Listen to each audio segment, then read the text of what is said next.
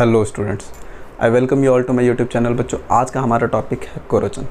Corrosion एक ऐसा topic है जो बच्चों आपने क्लास 10th में भी पढ़ी हुई है, लेकिन यहाँ पे हम उसको इलेक्ट्रोकेमिस्ट्री की हेल्प से समझने की कोशिश करेंगे। अगर मैं चैप्टर पॉइंट ऑफ व्यू से बात करूँगा तो इलेक्ट्रोकेमिस्ट्री का ही हमारा लास्ट टॉपिक होने वाला है। इसके बाद बच्चों में एक्सरसाइज की वीडियो लेके आऊँगा जहाँ पे उसका सॉल्यूशन करेंगे हम। ओके, सो चलिए स्टार्ट करते हैं। अगर आप बोर्ड पे देखोगे तो अभी थोड़ा सा कॉम्प्लेक्स सा मैंने एक डायग्राम बना रखा है, उसको मैं समझाता हूँ। अगर आप एनसीईआरटी बुक देखोगे तो वहाँ पे भी सिमिलर सा एक डायग्राम बना रखा है। तो ये सारी चीज़ें एक्सप्लेन करते हैं क्या है, लेकिन उससे पहले बच्चों कोरोजन क्या है थोड़ा बहुत तो आपको आइडिया है, फिर भी इसको इलेक्ट्रोकेमिस्ट्री से जोड़ के देखते हैं किस तरीके से ये हमें समझना है। तो फर्स्ट ऑफ ऑल सबसे पहले अगर आपसे कोरोजन पूछेगा तो सबसे पहले से आपसे एक्सपेक्ट करेगा कि आप कोरोजन का उसको डेफिनेशन बताओ। तो सबसे पहले इसका डेफिनेशन लिखते हैं। तो देखो बच्चों, कोरोजन क्या होता है? The process of formation of layers of oxide salts over metal surface in presence of air and moisture। इसको आप क्या बोलते हो बच्चों? कोरोजन। आपको भी पता है कि जैसे रस्टिंग ऑफ आयरन की बात करते हो, आपको पता है वो कोरोजन है। तो rusting of iron basically rust क्या होता है? आयरन ऑक्साइड होता है। तो होता क्या है? The process of formation of layer of oxide. ये एक स्लो प्रोसेस होता है ओवर द टाइम। ऐसा नहीं आज आपने आयरन देखा कल उस पर जंग लग गया, ये ग्रेजुअली होता रहता है। तो process of formation of layer of oxide कि मेटल सरफेस के ऊपर एक ऑक्साइड का या उसके सॉल्ट्स का लेयर बन जाना, ठीक है, ऑन मेटल सरफेस। किसके प्रेजेंस में? कभी भी जो मॉइस्चर और एयर होता है उसी के प्रेजेंस में रस्टिंग ऑफ आयरन होता है, अदरवाइज नहीं होगा। अगर आपके मॉइस्चर फ्री एयर और ऑक्सीजन फ्री, बेसिकली मॉइस्चर और एयर जब मैं बोलता हूँ तो ऑक्सीजन की बात कर रहा हूँ, अगर इससे आइसोलेट कर दोगे अपने आयरन को तो कभी भी उस पर रस्टिंग नहीं होगी, क्योंकि जो प्री रिक्विजिट है, जो रिक्वायर्ड चीज़ें हैं रस्ट या ऑक्साइड को बनाने के लिए, वो आपने दी ही नहीं तो कभी बनेगा ही नहीं। तो ये सिंपल सा इसका क्या हो गया बच्चों? डेफिनेशन हो गया। अब क्वेश्चन क्या है कि आपने रस्टिंग आयरन के लिए जो ऑक्साइड का फॉर्मेशन होता है उसको रस्टिंग बोलते हो। रस्टिंग किसी और के लिए यूज़ नहीं करते, आयरन के लिए यूज़ करते हो। इसी तरीके से ऑक्साइड का फॉर्मेशन किसके? कॉपर के ऊपर भी हो सकता है बच्चों, सिल्वर के ऊपर भी हो सकता है। ये सब आपने देखा होगा। अगर घर में मम्मी पायल या बहन पायल वायल पहनती है तो उनमें चांदी जो होता है उसमें ओवर द टाइम वो ब्लैकिश टाइप के हो जाते हैं ना, तो उसको वापस उनको साफ़ करते हैं। तो वो कुछ नहीं होता बच्चों, ऑक्साइड की लेयर होती है। तो वो भी सिमिलर टू कोरोजन ही होता है, जिससे उसकी क्या होती है? क्वालिटी डिग्रेड हो जाती है ओवर द टाइम। ओके, अब क्वेश्चन है कि कोरोजन इतना बड़ा टॉपिक है, क्या हम मतलब 10th में भी पढ़ रहे थे, 12th में भी पढ़ रहे हैं उसको डिटेल में बच्चों? यस। अगर इकोनॉमिक पॉइंट ऑफ व्यू से बात करो तो जब कंट्री के इंफ्रास्ट्रक्चर की बात करते हैं तो आपको पता है वहाँ पे आयरन या स्टील कितना ज़्यादा यूज़ होता है ना। तो बेसिकली बच्चों क्या होता है, जब आप आयरन यूज़ करते हो हर चीज़ के लिए, चाहे बिल्डिंग का कंस्ट्रक्शन हो गया, रोड का कंस्ट्रक्शन हो गया, ब्रिज का कंस्ट्रक्शन हो गया, और ओवर द टाइम जब ग्रेजुअली वहाँ पे रस्ट लगता है तो ये क्या करता है? कंट्री को दो तरीके से नुकसान पहुँचाता है। एक तो इकोनॉमिक तो हो ही गया, क्योंकि क्वालिटी एंड लाइफ कम हो जाती है उन सारी चीज़ों की। एंड दूसरा बच्चों ये होता है एक्सीडेंट हो सकते हैं। अगर कोई सपोज बहुत पुराना ब्रिज है जिसमें रस्टिंग हो रखी है आयरन की वजह से, कोलैप्स कर सकता है। तो ये बहुत ज़्यादा इंपॉर्टेंट है कि आप कोरोजन से किस तरीके से प्रिवेंशन करते हो, बिकॉज ये आपके इकोनॉमी को भी हर्ट करती है और बाय डिफ़ॉल्ट लाइफ जो होती है लाइफ थ्रेटनिंग भी है। अगर आप बिल्डिंग की बात करो वहाँ पे भी प्रॉब्लम हो सकती है। अर्थक्वेक के टाइम पे अगर कोरोडेड रॉड्स हैं तो वो आपके बिल्डिंग को इतना ज़्यादा स्ट्रेंथ प्रोवाइड ऑब्वियसली नहीं करेंगी, ठीक है। तो एक चीज़ तो हमें समझ आ गई कि प्री रिक्विजिट क्या क्या होता है इसके लिए बच्चों? एयर होना चाहिए, मॉइस्चर होना चाहिए और मेटल सरफेस होना चाहिए। अगर ये सारी चीज़ें हैं तो कोरोजन हो सकता है। नाउ क्वेश्चन इज़ कि हम इलेक्ट्रोकेमिस्ट्री में क्यों पढ़ रहे हैं? सिंपल सी बात है बच्चों, क्योंकि ये इलेक्ट्रोकेमिकल प्रोसेस है। अभी मैं एक्सप्लेन करूंगा। जब मैं इलेक्ट्रोकेमिकल प्रोसेस बोलता हूं तो दैट मीन्स एनोड रिएक्शन होना चाहिए, कैथोड रिएक्शन होना चाहिए, ये सारी चीज़ें होना चाहिए। अभी मैं समझाऊंगा यहाँ पे किस तरीके से एनोड और कैथोड पर रिएक्शन हो रहा है और अल्टीमेटली किस तरीके से फॉर्मेशन हो रहा है किसका बच्चों? Fe2O3 बेसिकली, जिसको आप रस्ट बोलते हो, आयरन ऑक्साइड। ओके, तो चलिए स्टार्ट करते हैं समझना कि क्या है, किस तरीके से ये रिएक्शन हो रहा है।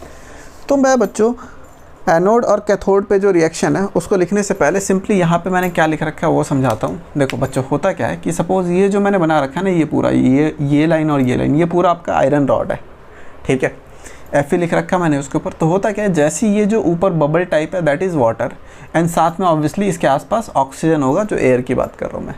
तो होता क्या है, ये जो आयरन है सबसे पहले बच्चों क्या होता है, इसका ऑक्सीडेशन होता है। ऑक्सीडेशन जैसी होगा तो ये इलेक्ट्रॉन लूज़ करेगा, इसने 2 इलेक्ट्रॉन लूज़ किया तो ये Fe2+ बन गया। जैसे ही ये Fe2+ बनेगा ये ऑक्सीजन के साथ रिएक्ट करके Fe2O3 बना लेगा, जो आपका रस्ट है, जिसको आप रस्ट बोल रहे हो।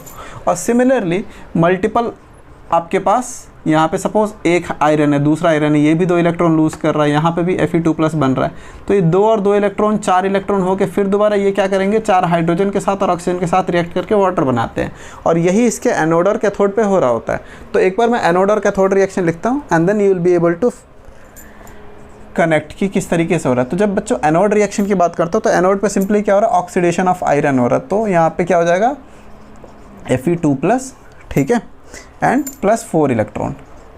तो देखो एक आपके पास आयरन है, वो Fe2+ में कन्वर्ट हो गया, 2 इलेक्ट्रॉन लूज़ कर दिया। तो 2 आयरन की बात कर रहा हूँ तो यहाँ पे क्या हो गया, आपके पास 2 Fe2+ हो गया एंड 4 इलेक्ट्रॉन हो गए, ठीक है। अगर मैं बच्चों कैथोड की बात करूँ तो कैथोड पे यहाँ पे एनोड पे मेरा क्या हो रहा है, ऑक्सीडेशन हो रहा है, कैथोड पे क्या हो रहा होगा, रिडक्शन। तो ये जो ऑक्सीजन है ये 4 हाइड्रोजन गेन करता है जो यहाँ पे प्रेजेंट है वाटर में, और 4 इलेक्ट्रॉन के साथ ये रिएक्ट करके क्या बनाता है बच्चों, वाटर, ठीक है। अब अगर ये मेरा एनोड रिएक्शन हो गया, कैथोड रिएक्शन हो, तो आपको समझ आ रहा होगा किस तरीके से ये इलेक्ट्रोकेमिकल रिएक्शन है, क्योंकि यहीं पे आपके पास आयरन रॉड के ऊपर वाटर और एयर होने की वजह से आपका यहीं पे सेग्रीगेशन हो जाता है एनोड और कैथोड में, और अलग अलग रिएक्शन होने लगता है। तो मैंने देखा कैथोड पे क्या रिएक्शन हो रहा है, मैंने देखा एनोड पे क्या रिएक्शन हो रहा है। जब आप ओवरऑल रिएक्शन की बात करोगे तो सिंपली बच्चों इन दोनों को आपको क्या करना है, प्लस कर देना है। जब आप इसको प्लस करोगे तो क्या हो जाएगा, 2Fe + O2 + 4H+ बच्चों, है ना, ये तो कट गया, 2Fe2+ + 2H2O, ठीक है। और ये कुछ नहीं है बच्चों, यही आपका रस्ट है। Fe2+ का मतलब Fe2O3 की बात कर रहे हो आप, ठीक है। तो ये आपका रस्ट है। तो अगर पेपर में कोरोजन आता है तो आप एक्सप्लेनेशन तो दोगे ही दोगे, ये डायग्राम भी साथ के साथ बनाओगे। तो यहाँ पे सिंपली देखो क्या हो रहा है, Fe2+ में कन्वर्ट हो, Fe2+ इलेक्ट्रॉन 2 लूज़ कर दिया, ऐसा 2 है इसलिए यहाँ पे 4 इलेक्ट्रॉन दिख रहा है आपको। दूसरी साइड जब कैथोड की बात करते हो तो आपके पास एयर में ऑक्सीजन है, 4H+ है आपके पास, एंड 4 इलेक्ट्रॉन इसने गेन करा तो इसने वाटर बनाया वापस, ठीक है। और जब ओवरऑल रिएक्शन हो रहा है तो ये आपको क्या मिल रहा है, आपको ये रस्ट Fe2+ के फॉर्म में जो Fe2O3 है वो रस्ट हो गया। तो this is overall reaction and this is reaction for formation of rust, ठीक है। क्योंकि हम जब सिलेबस की बात करें तो हम आयरन की रस्टिंग के बारे में पढ़ रहे हैं, हमें सिल्वर और कॉपर के बारे में नहीं पढ़ना अभी, ओके। तो आई होप बच्चों आपको समझ आया होगा। अब क्वेश्चन क्या है कि कोरोजन को किस किस तरीके से प्रिवेंट किया जाता है। सबसे पहले तो क्यों प्रिवेंट करें, प्रिवेंट जैसे मैंने आपको बताया कि इकोनॉमिकली काफ़ी लॉसेस होते हैं, लाइफ के लिए काफ़ी प्रॉब्लम क्रिएट करता है ये, कि मतलब कहीं पे भी एक्सीडेंट हो जाता है इसकी वजह से, डिग्रेडेड क्वालिटी की वजह से, जो कोरोजन की वजह से हो सकता है। तो एक क्वेश्चन आता है कि आप किस तरीके से कोरोजन को प्रिवेंट कर सकते हो। तो ये आपने छोटे क्लासेस में भी पढ़े बच्चों। आप क्या करो, सिंपल सी चीज़ है, यहाँ पे आयरन के साथ डायरेक्ट कांटेक्ट में वाटर और एयर है तभी ये हो रहा। अगर मैं डायरेक्ट कांटेक्ट के बीच में कुछ डाल दूँ जो इसके कांटेक्ट को सेपरेट कर दे तो आप क्या करोगे, कोरोजन नहीं होगा, ठीक है। क्योंकि जो प्री रिक्विजिट था, जो मेन रिक्वायरमेंट थी, that is water and that is air, वो आपने कांटेक्ट ख़त्म कर दिया उसका। तो आप सिंपली पेंट कर दो, एक चीज़ हो सकती है। दूसरा होता है गैल्वेनाइजेशन के थ्रू आप क्या करते हो कि एक कोटिंग चढ़ा देते हो बीच में ऐसे इनर्ट चीज़ की, जो बेसिकली क्या करता है, रिएक्शन होने से उसको रोकता है। तो इस तरीके से 2-3 एग्जांपल देके आप उसको ये समझा सकते हो कौन कौन से तरीके से कोरोजन को रोका जा सकता है, ठीक है। तो आई होप बच्चों आपको समझ आई होगी ये वीडियो। क्या इस वीडियो में तो हमने बेसिकली यही समझने की कोशिश करी, व्हाट इज़ कोरोजन, इसको आप किस तरीके से एक्सप्लेन कर सकते हो, एनोड कैथोड पे किस तरीके से केमिकल, किस तरीके से इसको इलेक्ट्रोकेमिकल रिएक्शन की तरह आप इसको एक्सप्लेन कर सकते हो। ओवरऑल रिएक्शन क्या है, किस तरीके से जो बुक में डायग्राम गिवन है उसको आप एक्सप्लेन कर सकते हो कि एक्चुअली वहाँ पे होता क्या है। तो आई होप बच्चों आपको ये वीडियो पसंद आई है। अगर हाँ तो लाइक शेयर सब्सक्राइब जरूर करना। Thanks for watching this video बच्चों, बाय बाय।